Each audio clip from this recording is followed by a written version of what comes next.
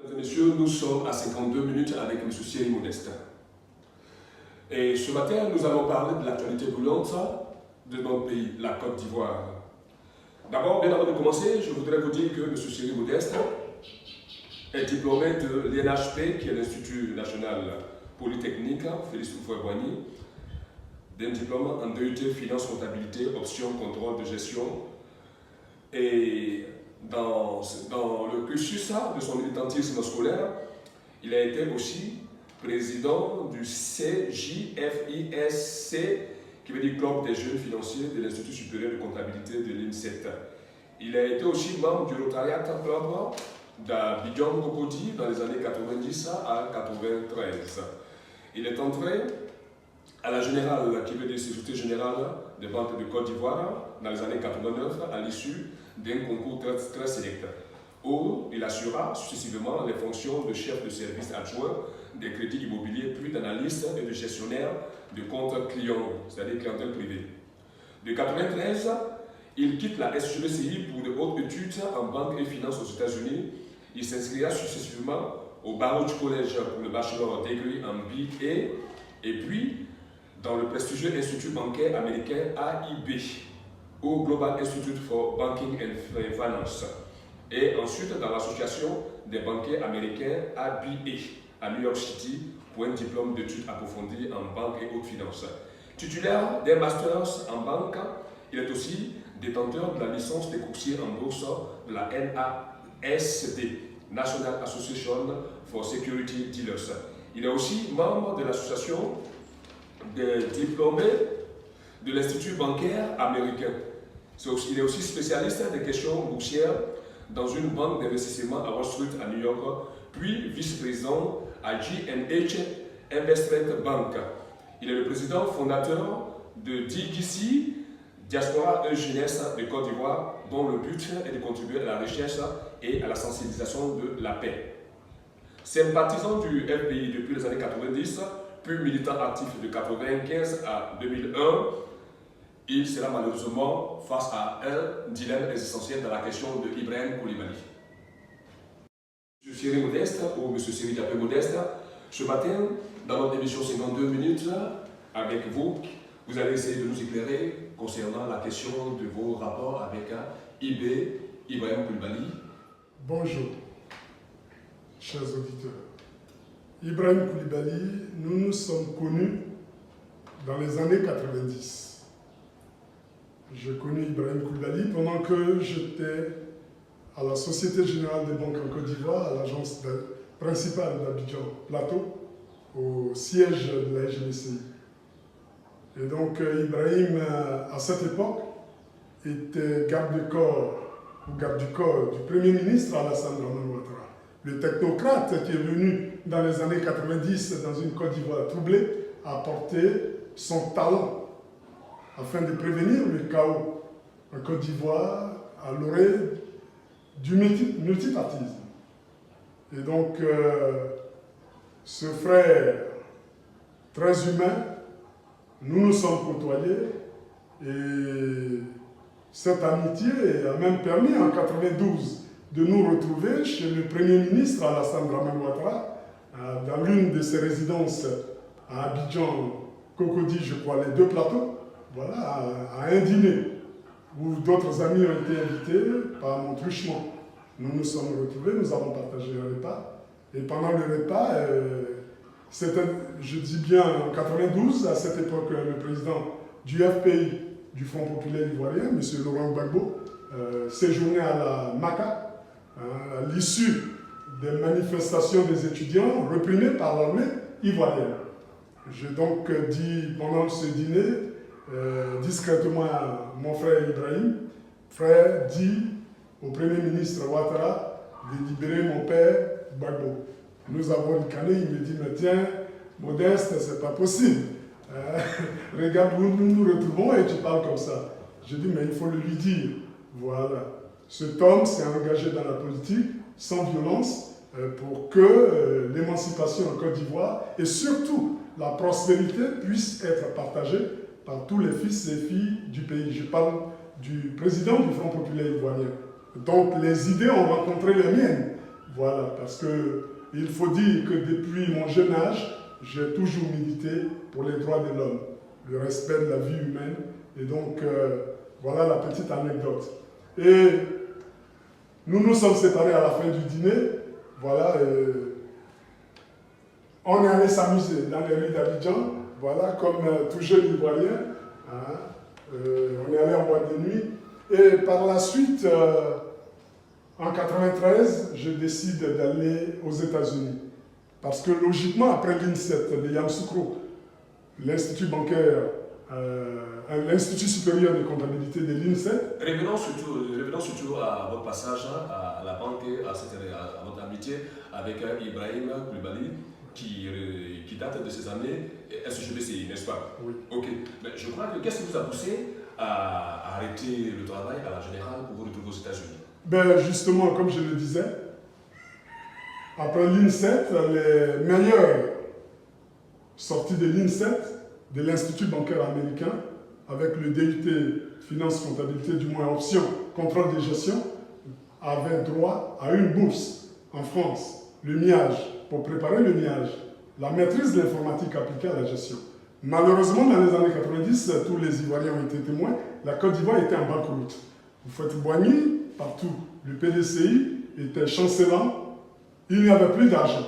Et donc, un concours sélectif s'est présenté à la Générale. Nous avons été sélectionnés, nous y avons travaillé, exercé pendant environ 4 ans, et après nous avons réalisé que nous avions besoin de nous rendre aux États-Unis pour aller finir nos études. Mais par rapport à la fin de vos études, il semblerait que vous ayez une affection particulière ou une admiration, je dirais, pour M. Ouattara, pour M. Ouattara, le président de la Côte d'Ivoire. Oui, bien sûr. Il fut en quelque sorte, je vais dire, votre repère ou votre mentor. Le Premier ministre Alassane Dramane Ouattara, qui dans ces années de troubles en Côte d'Ivoire, était présenté comme le technocrate, l'homme qu'il fallait à la Côte d'Ivoire pour sauver le pays du chaos, il a inspiré certainement beaucoup de personnes, mais moi personnellement. Et en tant que spécialiste de la finance, cet homme m'a foncièrement séduit. J'ai donc décidé d'aller finir mes études aux États-Unis pour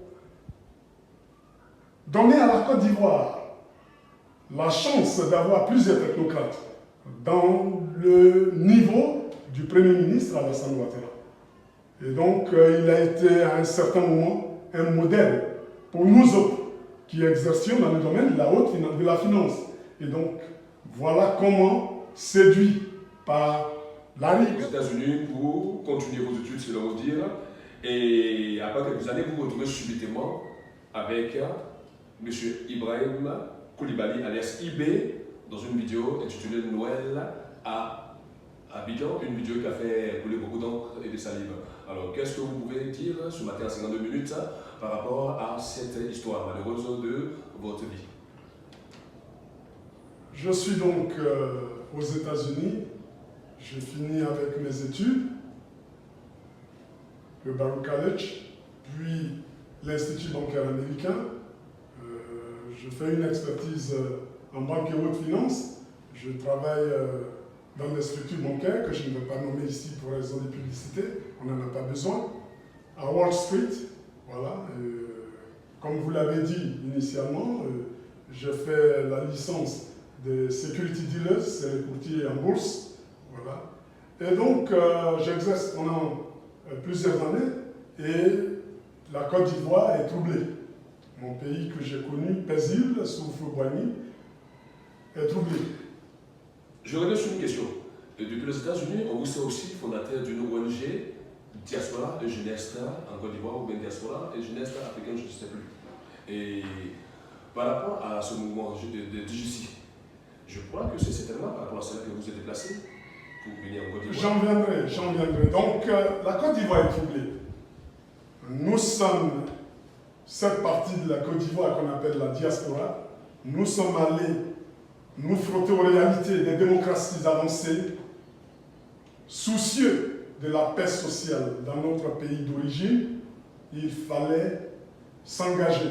Mais avant même d'en venir, j'ai était sympathisant du Front populaire ivoirien.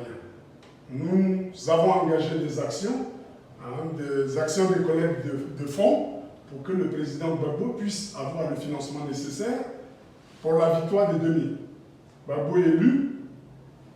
Au bout de 2 ans, le pays est déstabilisé.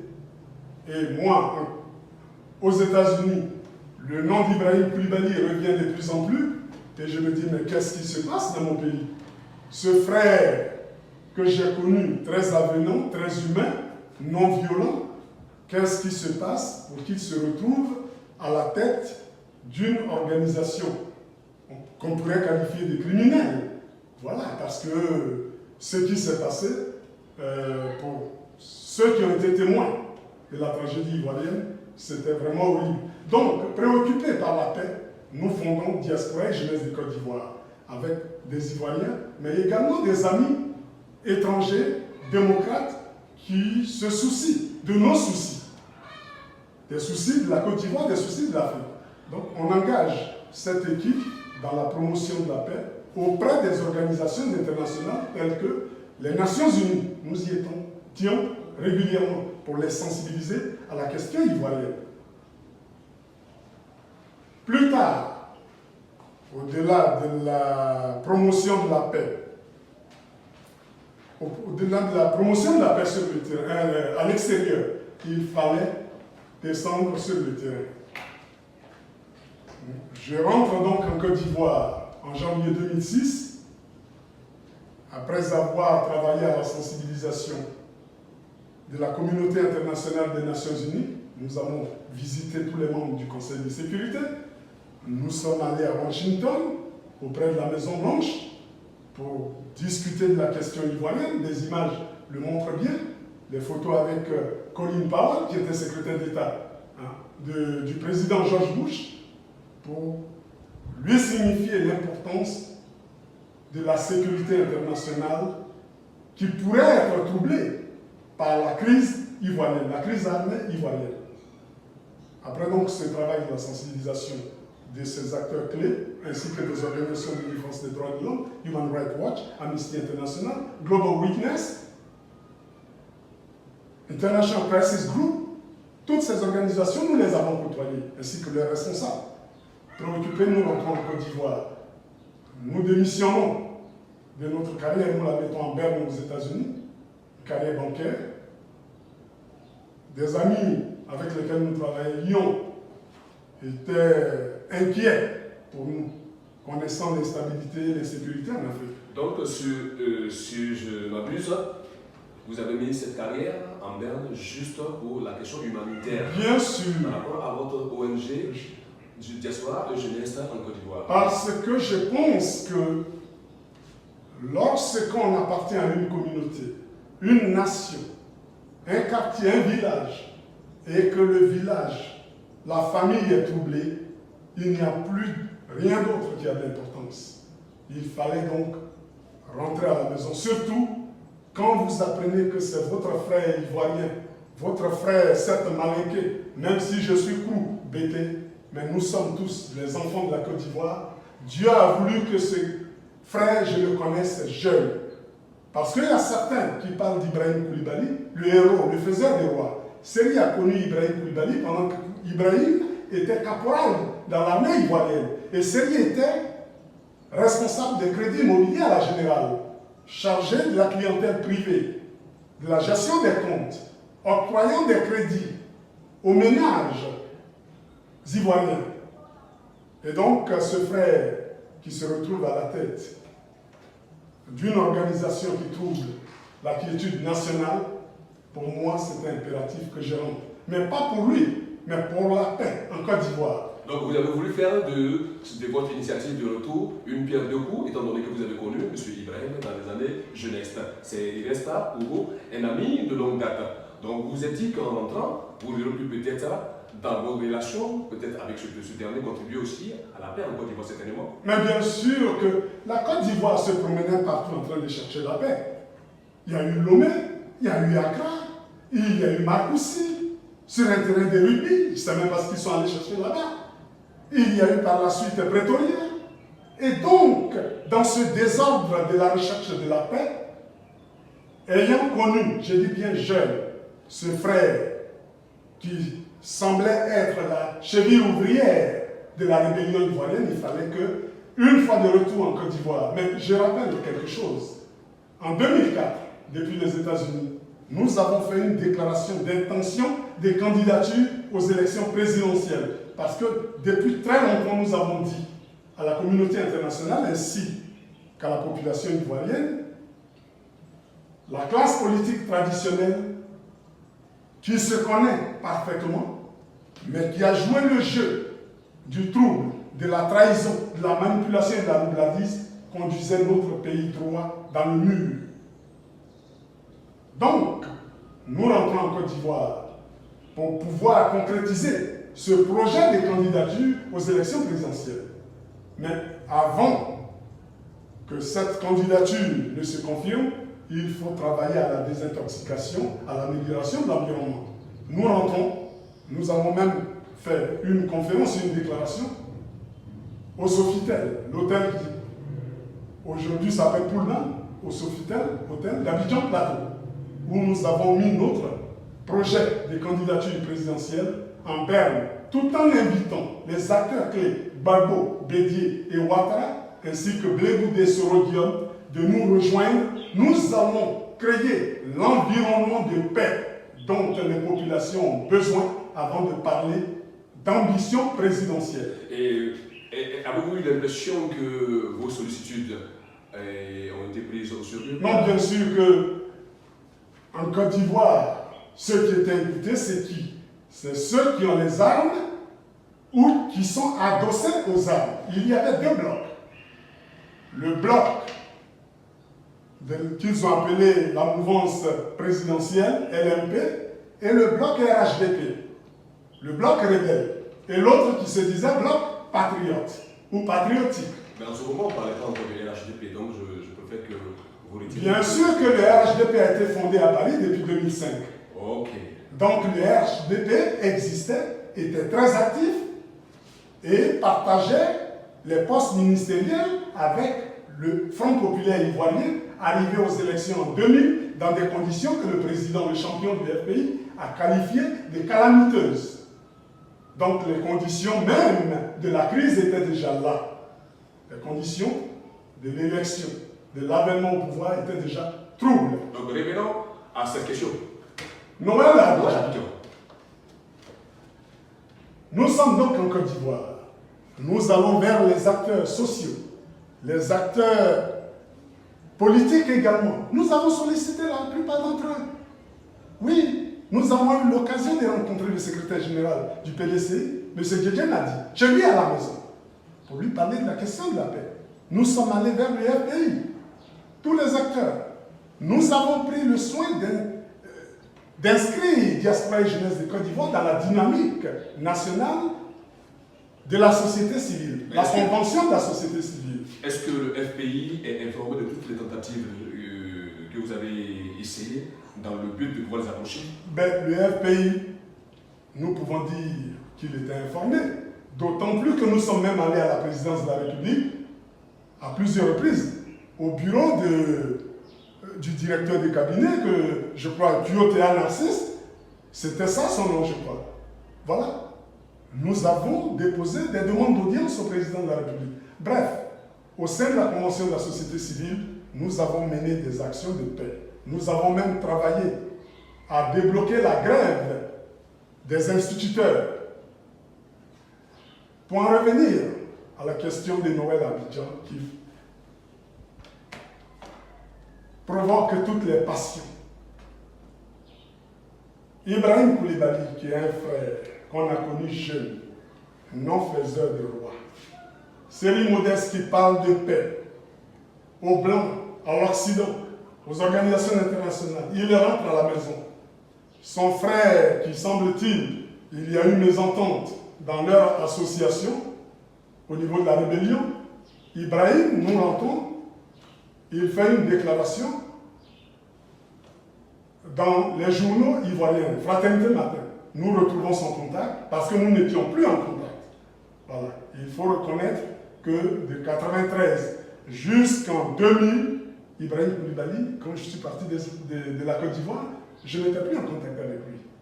Je prends contact avec lui au moment où je me rends compte qu'il est un acteur clé de la transition Gueye-Robert. Et quand il s'est retrouvé au Canada, nous avons brièvement échangé. Et je l'interpellais. Comment est-ce possible de renverser le PDCI et d'inviter le PDCI à la gestion de la transition qu'il a renversée? Il y aurait difficulté, il y aurait problème. Mais c'était des jeunes gens, c'est ce qu'il m'a dit, modeste. Nous sommes jeunes, inexpérimentés.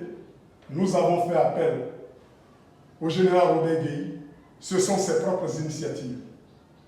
Donc, les signes de la brouille, de l'embrouille étaient déjà là. J'en reviens donc à Noël Abidjan. Je suis en Côte d'Ivoire.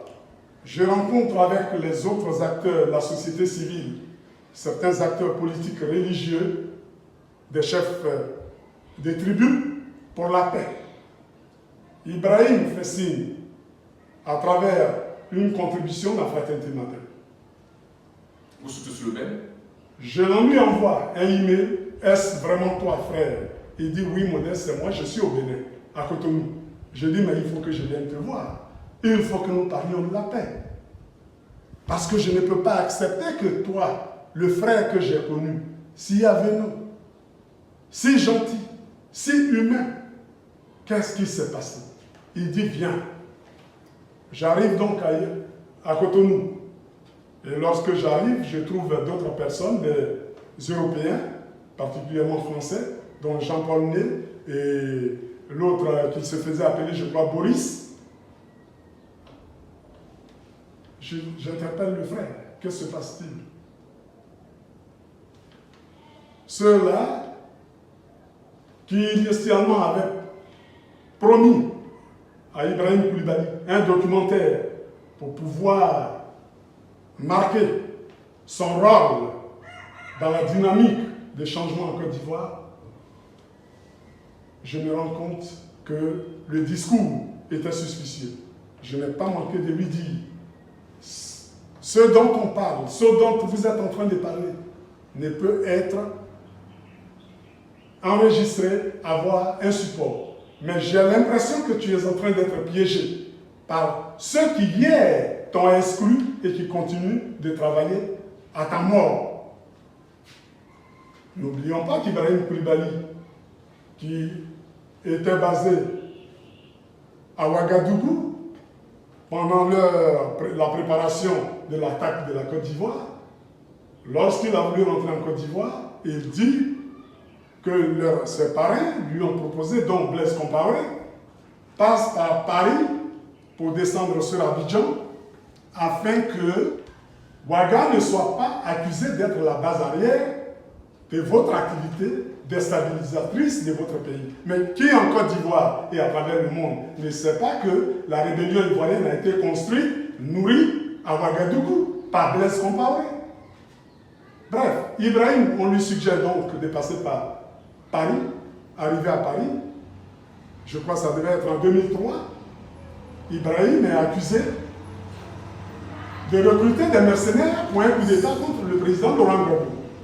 Il se brouille avec les autres, il est écarté, incarcéré, puis il se retrouve à Cotonou.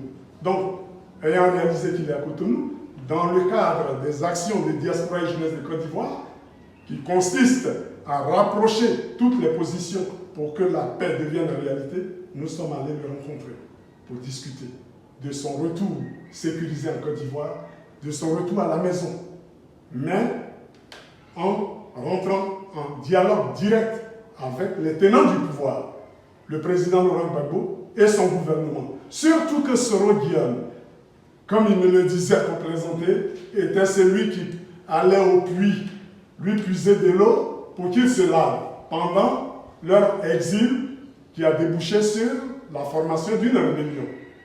Donc son petit est nommé Premier ministre par le président Gbagbo, qui dit qu'il a nommé des rebelles ministres, des illettrés, ministres pour la paix, pour préserver la vie des Ivoiriens. Mais voilà que le papa de la guerre, le père de la rébellion, Ibrahim Koulibaly, du moins la branche armée, Ibrahim Koulibaly se retrouve dehors. Le danger reste permanent. Soro, qui a détourné certainement une partie de leur association criminelle, rentre en conflit avec Ibrahim.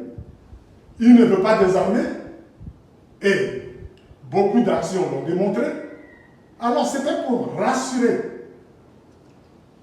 chaque acteur, toutes les parties au conflit, que nous autres, ayant connu Ibrahim jeune, sommes allés en tant que frères ivoiriens chercher un frère manipulé parce que nous estimons qu'il n'avait pas toutes les aptitudes pour appréhender les manipulations dont il était victime. Et le hic a été que vous êtes déplacé, aller jusqu'à Cotonou, en ne sachant pas que là-bas, il y avait encore peut-être un traquenard. Je veux dire, voilà, avec cette vidéo. Quel vous n'étiez pas certainement pas préparé?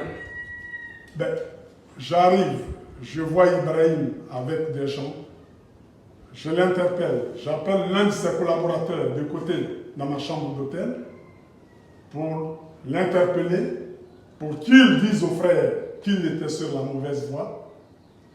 L'un des acteurs occidentaux est venu se plaindre, taper avec force à ma porte. Qu'est-ce qui se passe? Qu'est-ce que vous tramez? J'ai été obligé, sous la menace de mort, oui, il y a une menace de mort, j'ai été obligé d'écouter leur discours. Mais je n'ai pas manqué de dire à mon frère Ibrahim, c'est un piège. Hier, les gens ont cherché, ils t'ont d'abord écarté, ils ont cherché à t'éliminer, ils n'y arrivent pas. Jusque dans ton retranchement, ils te trouvent là pour te compromettre. Mais est-ce que vous pensez sérieusement qu'une vidéo par coup d'État, ou un coup d'État par vidéo, est-ce que vous pensez que c'est réaliste? Non, mais c'est justement pour ça que j'ai dit au frère que c'était un traquenard. Et j'ai dit tout à l'heure que le frère, n'ayant pas les aptitudes nécessaires pour appréhender les manipulations dont il a été victime, et donc je le prévenais chaque fois, allait connaître une fin regrettable. Qu'il fallait donc m'écouter, écouter le président des diasporas et jeunesse de Côte d'Ivoire, qui est dans une organisation appelée la Convention de la société civile, qui parle à toutes les parties et qui pouvait, avec sa dynamique, rencontrer les autorités, puisqu'une transition, désormais, donc le Premier ministre et le chef rebelle Guillaume Soro, est en place, en tandem avec le président Gbagbo, il fallait rentrer en négociation avec Abidjan. Mais malheureusement, sur cette vidéo, on pourrait vous entendre dire que le fruit est mûr, etc. Peut-être que c'était une plaisanterie de mauvais goût, une plaisanterie qui n'a pas fait rire du tout le pouvoir FPI. Oui, non, mais le pouvoir du Front populaire ivoirien ainsi que la rébellion, parce que moi je dis, ce n'était pas le FPI qui était au pouvoir. Toute la classe politique traditionnelle était au pouvoir, n'était même pas au pouvoir, mais pillait la Côte d'Ivoire. Voilà. C'est ça qui est la vérité. Aucun d'eux ne pouvait apprécier que Série Modeste, qui depuis des années, depuis les États-Unis, parlait de la nécessité de la mise en place d'une transition faisant la promotion de nouvelles compétences non impliquées dans les graves violations des droits de l'homme, et le voilà, Série Modeste, en train d'avoir un échange avec Ibrahim Koulibaly. Ça a inquiété Abidjan. Il y a eu des inquiétudes. Nous ne nous sommes pas dérobés. Nous sommes allés directement à la DST lorsque ces soupçons sont devenus réels. Donc vous vous êtes livré vous-même à la DST? Je suis allé à la DST pour pouvoir m'expliquer. Et logiquement, avec cette démarche, cette attitude assez confiante et altruiste, nous estimons que le pouvoir de l'époque, vous aurez... Non, l'environnement, nous estimons que l'environnement n'était pas serein.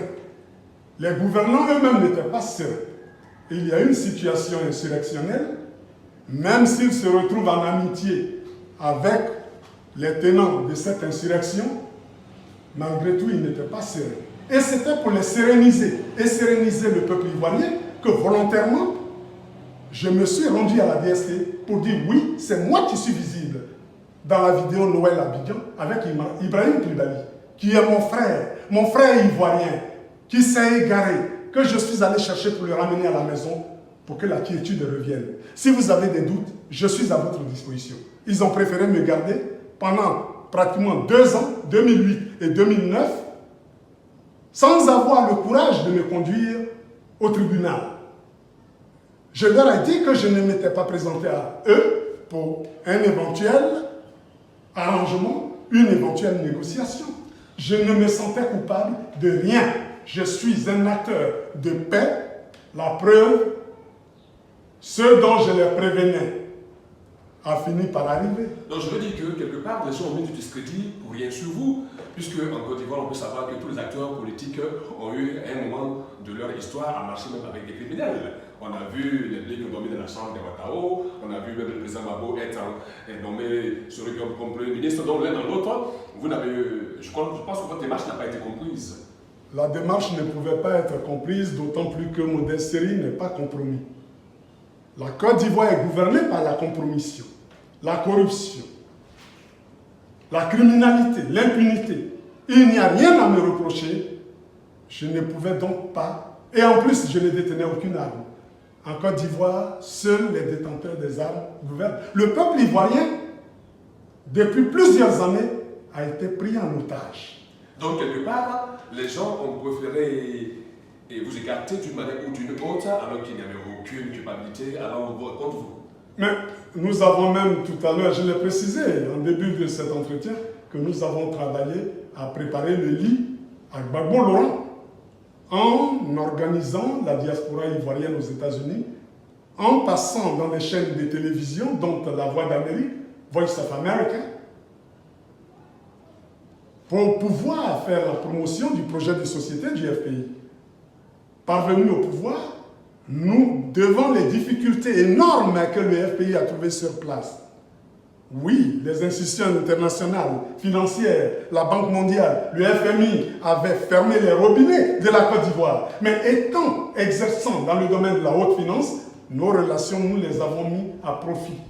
Nous avons préparé des hommes, des investisseurs potentiels à s'intéresser à la question ivoirienne. Le président Gbagbo Laurent, s'il s'en souvient, il a été informé. En 2001, avant l'éclatement de la rébellion.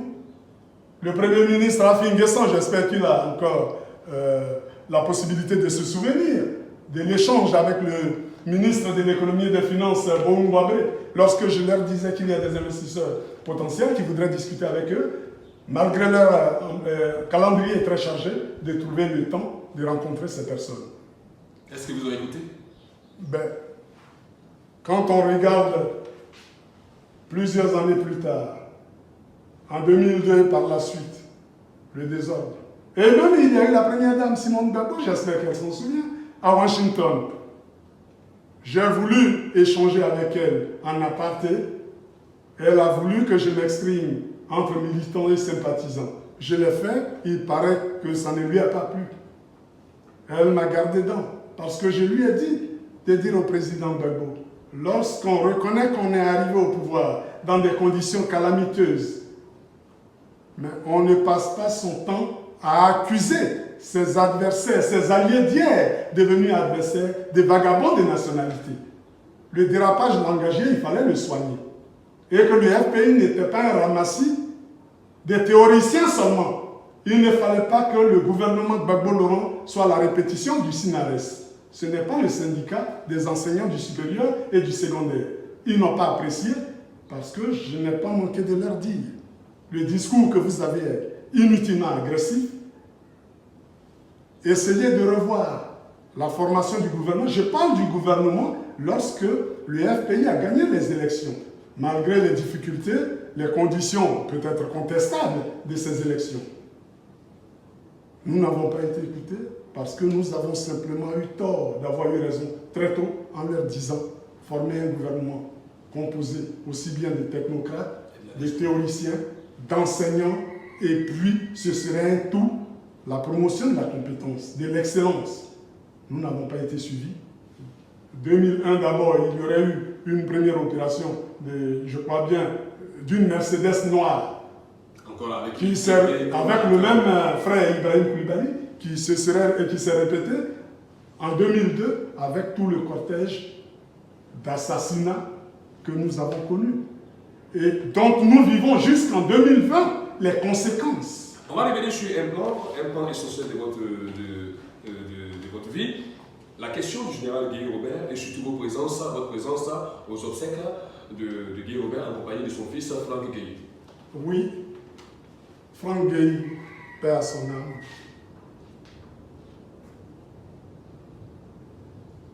Et également paix à l'âme de tous les frères ivoiriens et ivoiriennes qui ont perdu leur vie dans cette aventure malheureuse que notre pays continue de vivre et de subir.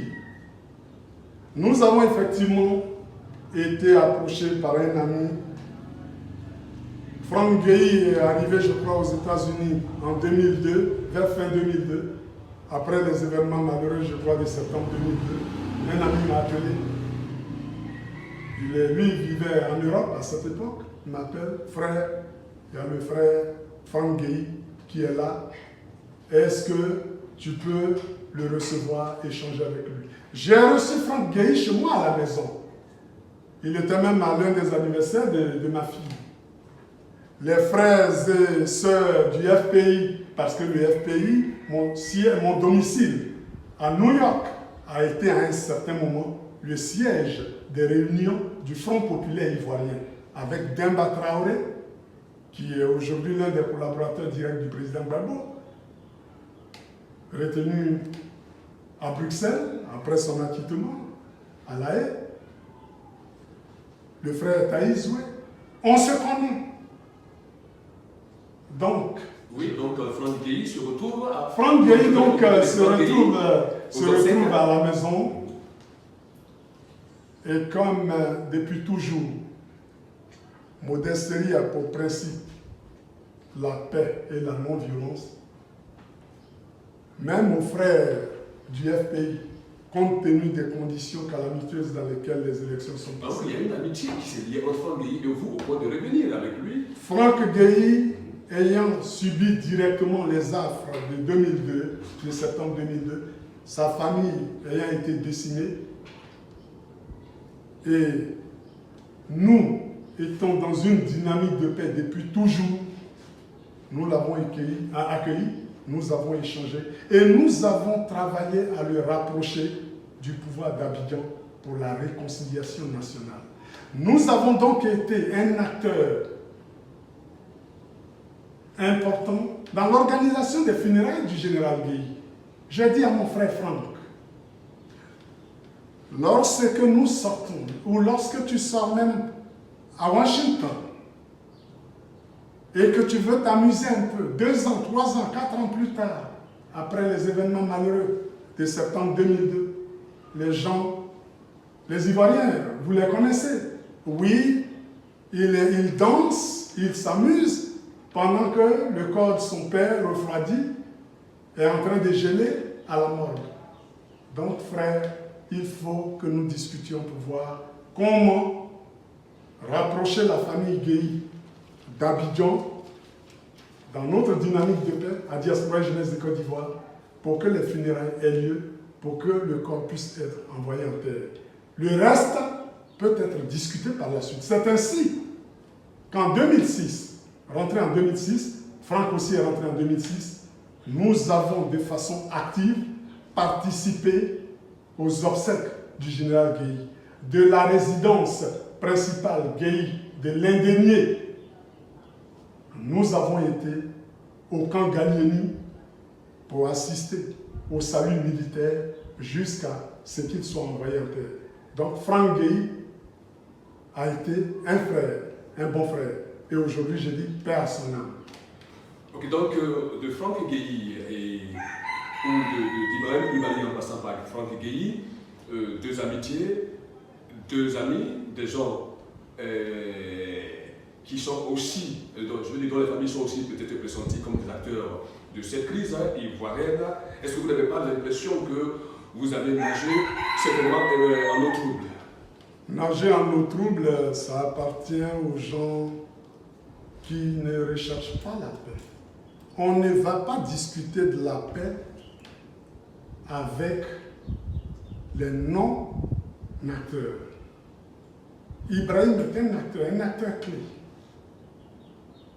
Lorsque Ibrahim a eu des problèmes avec la justice française, nous, dans notre entendement, le président Gbagbo, au lieu de plutôt porter plainte contre lui, nous avons cru que sagement, il l'aurait appelé pour dire « Mon fils, tu t'es trompé, viens à la maison. » En entendant que Soro, démesurément ambitieux, se retrouve dans ses combines avec ses parents.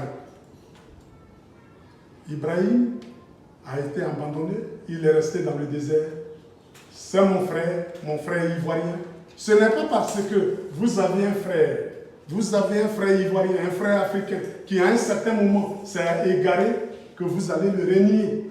Si vous êtes vraiment conscient de l'importance de la paix, de la sécurité, de votre environnement, vous devez mettre à profit cette relation qui est venue avant les honneurs, avant la célébrité. Vous la mettez à profit et vous ramenez votre frère à la maison. C'est pour la quiétude collective. Et donc, tout comme Franck Gueye, qui a été victime de par l'assassinat brutal de son père, il fallait le rassurer et lui dire que la Côte d'Ivoire n'est pas victime de tribalisme, mais des acteurs politiques pratiquent le tribalisme et que Seri ne pense pas forcément comme Gbagbo, parce que Seri est bêté comme Gbagbo. Sans enquête, on soupçonne certains d'être responsables de la mort de Gueye Robert et on associe ça au tribalisme, à la tribu. Il était courant d'entendre en Côte d'Ivoire que c'est les Bétés qui ont tué le Yacouba Gueye, ou c'est les Bétés qui tuent les Dioula. Donc, si je comprends bien, Diaspora et Jeunesse en Côte d'Ivoire, votre ONG qui a un but philanthropique, un but humanitaire, qui voulait plutôt regrouper tous les offices du pays et face à une crise peut-être politique. Donc nous comprenons que votre tentative auprès d'IB et votre tentative encore auprès de Feu Franck Gueye étaient plutôt dans cette même dynamique. Depuis toujours, nous avons un projet de paix. Nos ambitions s'inscrivent dans la promotion de l'humanité. Vous avez été mal compris par les acteurs politiques de l'Union. Bien sûr que, je l'ai dit, nous ne pouvions pas être compris, car ces acteurs avaient certainement d'autres projets, d'autres ambitions. Et vous vous retrouvez comme ça 2 ans à la Macar. Ben, où est-ce que j'allais me retrouver? Vous voulez la paix, les gens veulent se battre.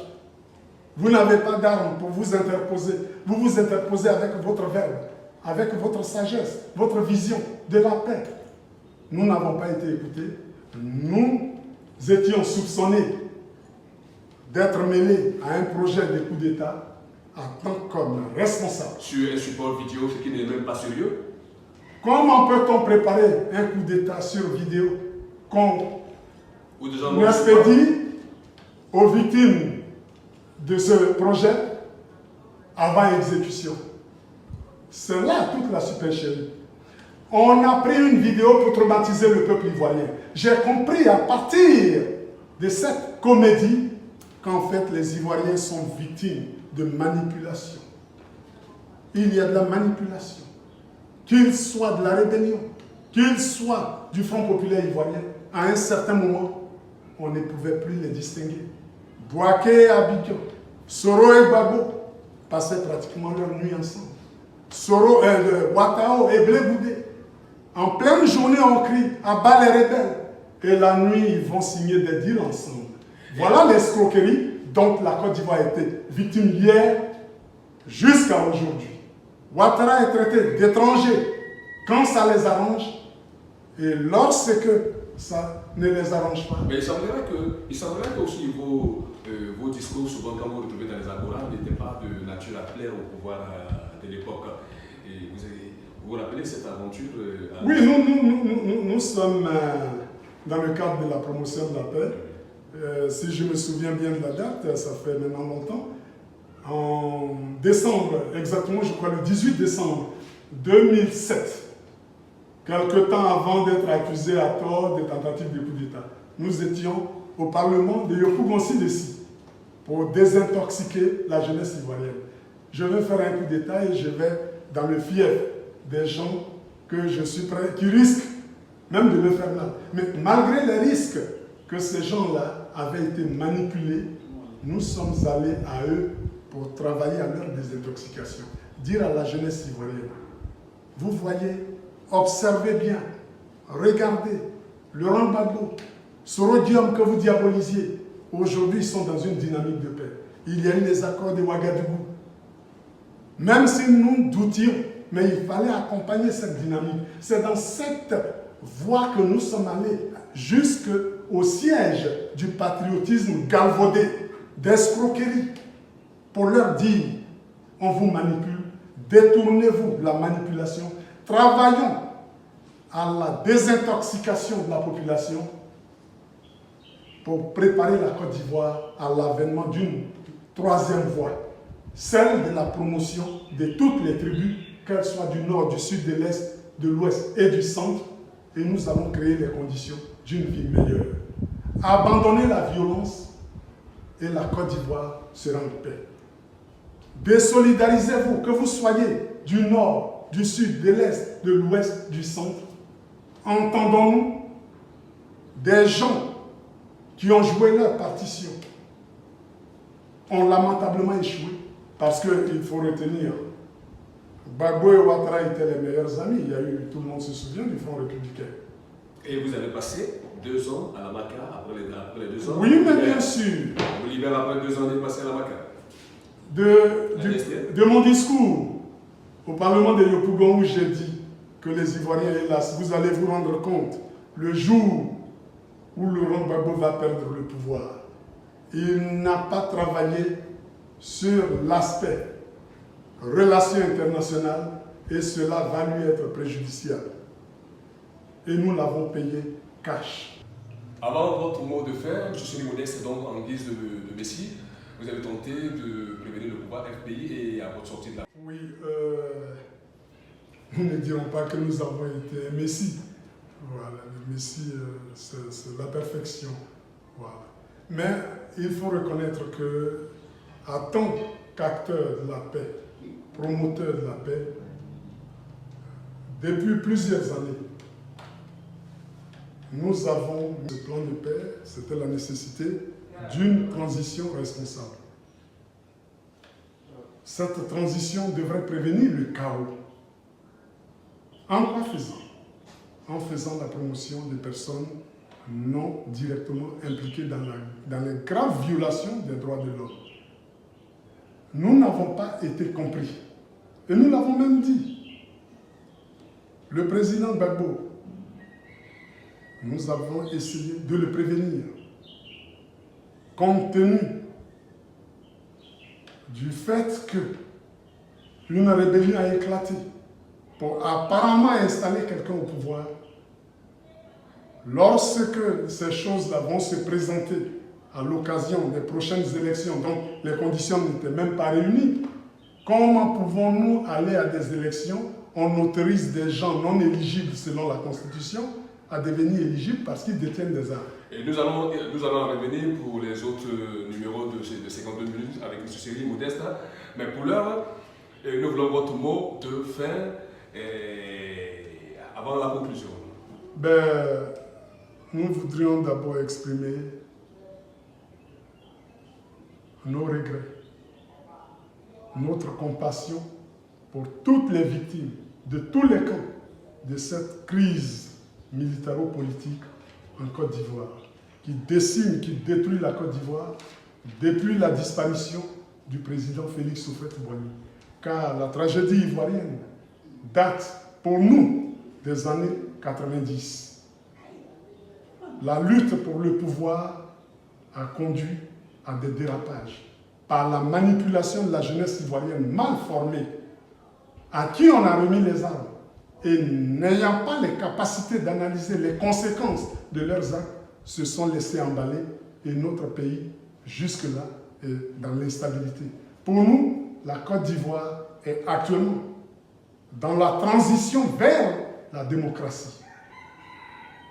Nous travaillons à l'avènement de la troisième voie qui va offrir un avenir certain un avenir de paix, un environnement de paix et de sécurité pour la prospérité partagée. Merci, mesdames et messieurs, pour ces 52 minutes avec M. Thierry Modeste. Nous espérons que vous serez encore des nôtres pour la suite de cette série.